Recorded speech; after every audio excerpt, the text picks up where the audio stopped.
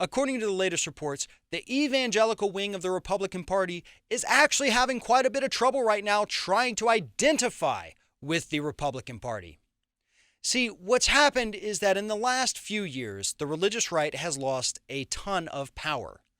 The 2012 presidential candidate for the Republicans, Mitt Romney, was a Mormon, didn't really identify with the evangelical wing, and their absence from that election is what helped to keep President Obama in office. Now, before that, with John McCain and Sarah Palin, Palin really tried to capture on that right-wing evangelical movement. She was just a little too nuts for anyone to take her seriously as a candidate.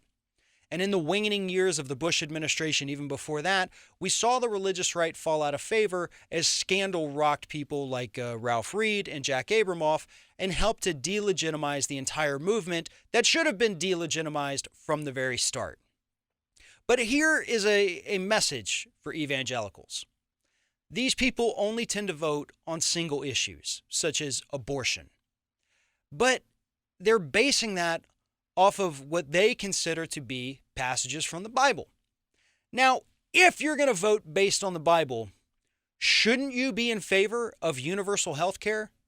Shouldn't you be in favor of taking care of the less fortunate through programs like Medicare and Medicaid and unemployment insurance and food stamps?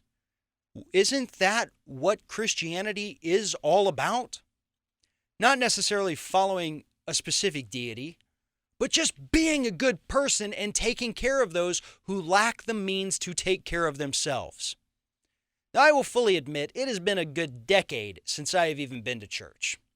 But I do remember things, and I know that the overall teachings of Christianity are to just be a good person and to look out for others and take care of them. I do not consider the evangelical wing of the Republican Party to be Christians because they're not. They're wrapping their bigotry in the Bible, thinking that nobody notices, but we do. You can't be against all of the things that the Democratic Party stands for just because you don't want a woman to have the right to choose what to do with her own body. Because then you're ignoring 99% of the Bible in favor of that one little passage that drives every single decision that you make in life. It's kind of pathetic when you think about it. It's even more pathetic to think that these people who honestly believe that they're following the teachings of Jesus Christ think that they know better than to help the poor. They know better than to give to the needy. All because one particular political party thinks that women are smart enough to choose what to do with their own bodies. That is why the evangelical movement is falling out of favor. They've been exposed. Voters no longer fall for their little charade of pretending to be Christians because there is nothing Christian about the religious right.